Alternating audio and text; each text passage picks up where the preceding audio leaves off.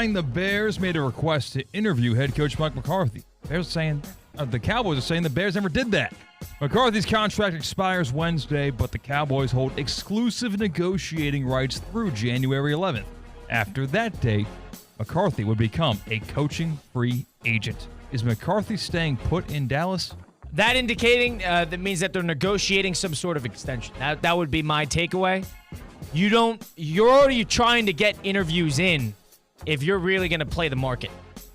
You're playing the market right now. You're trying to interview for Ben Johnson and the Vrabels of the world right now if you're looking for a new head coach. This tells me that the Cowboys and Mike McCarthy are negotiating, in some sense, a new extension, trying to figure out what the next few years look like. That's why they would deny it, and that's why, in my opinion, McCarthy's going to be hanging around. Yeah, and I completely agree, Colin. I think McCarthy is going to hang around in Dallas. It kind of seems like McCarthy's camp, staged is the wrong word, Colin, but McCarthy's camp kind of pushed that Bear narrative a little bit. Like, hey, other people want our guy. Hey, or if you're Mike McCarthy, hey, other people want me as a head coach.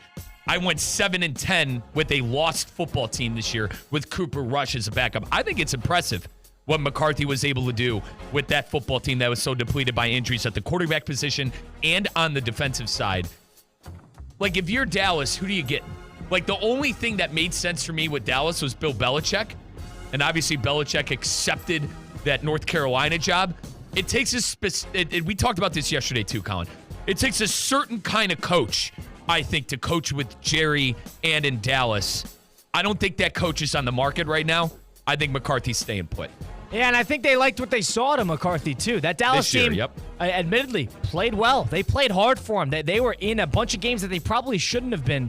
They got blown out a couple of times, but they also decimated with injuries. The defense was never 100%. He lost that defensive coordinator, Dan Quinn. He definitely felt that.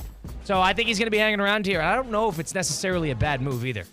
I don't know if the ceiling is that high with McCarthy, but it might be a little bit of a safety net for another year. And we talk a lot about the continuity and consistency of a football team with the head coach that's been there a while.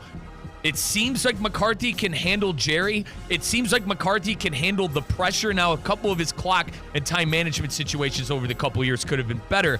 But, Colin, it seems like he can handle... He's a winning head coach. He's a winning head coach, A Super Bowl winning head coach. It seems like he can handle the task at hand, which is Jerry Jones. So we don't know how any of those... It's a lucrative job. It's a very attractive job because of the brand and the allure. You're going to be able to get free agents easily. You're playing in a huge market. You're going to get 100 national primetime games a year. Coaches like that, but also with that probably comes the most scrutiny of any job in the entire NFL and a owner that rains down on you with a big umbrella. So you're America's team, and there are going to be unfair expectations year in and year out. And you're also playing with an owner that's kind of tough to play with. So whether they would want that, I'm sure they could find somebody. But if they want to run it back with McCarthy, I'm not sure if this is the same circus, different year.